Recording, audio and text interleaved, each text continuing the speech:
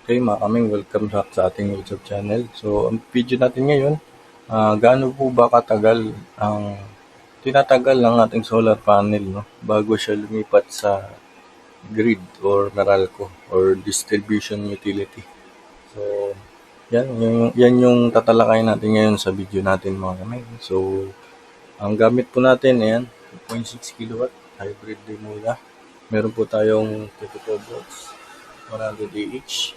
Tapos meron po tayong tatlong panel na 585 watts na solar panel nasa taas. At ngayon, ang tinatagal pala nito, mga kaming, sa akin nung naging tatlo na yung aking solar panel sa taas ay umaabot po siya ng 6:30 PM. Yan. 6:30 ng gabi or yung padilim na ay lumilipat na sa grid. Yan. Kasi po ay yung load ko ay mataas, no? So, depende kasi sa load nyo, no? So, ang ano ngayon, ayan, medyo maliwanag din siya ng alas 5 na kasi. So, papakita natin yung load natin. Ang wala kong nakikita.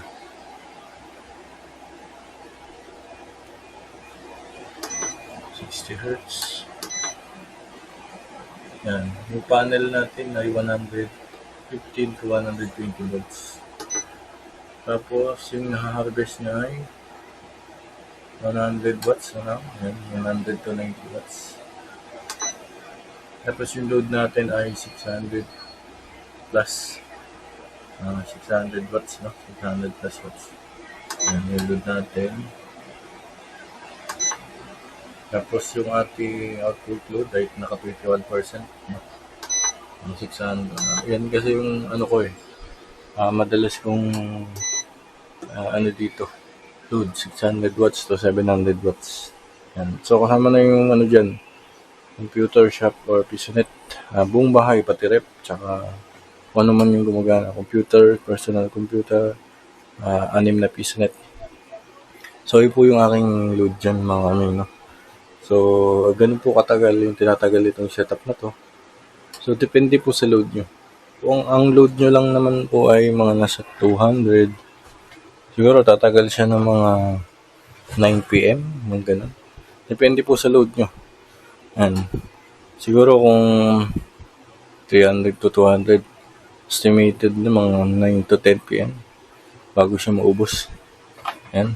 So, pero pag gumamit kayo ng aircon, mga kaming, madali lang siya mauubos sa setup na ito, mga kaming, no? Yung last video kasi natin, pinakita lang po natin kung ano yung kaya niyang paganahin, no? So, yung mga appliances na kaya niyang paganahin, kaya naman po niya. Pero yung itatagal, yun nga, depende po sa battery at sa mga solar panel niyo, no? So, yun po yung tinatagal ng ano ko, aking setup. So, wala pong aircon yun. Ang pwede ka lang mag-aircon doon siguro mga 10 PM to 3 PM, yan pwede. Parang libreng aircon lang siya. Pero pag dumating na ng 3 PM to 4 PM, wala na. Yan. Ito yung ating aircon. Breaker na aircon, tapos yung load ng bahay. Ayan. So, saan natin ito? Yan po yung aking load.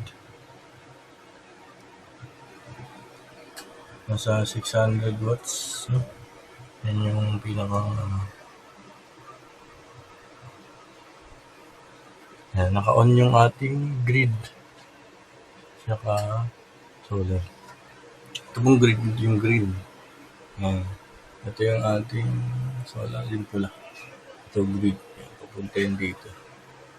Ito naman sa taas. Yung ating solar yan. Ito yung dyan. No? So, ganun lang po, mga kaming, yung tinatagal ng ating setup. So, na-install ko to, mga kaming, May 20. May 20, 2026. At na-install ko ulit yung inverter natin ng ano ba to? June 17. Yan. Yan po yung aking bago pa lang, no?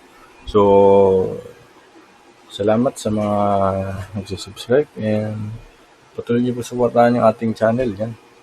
At share ko pa sa inyo yung mga ating mga nalalaman about sa solar. Ang update po din po kayo sa ating inverter or setup. Gusto nyo gayahin. Pero yung mga appliance na makayang-kaya na. So, ito yung ating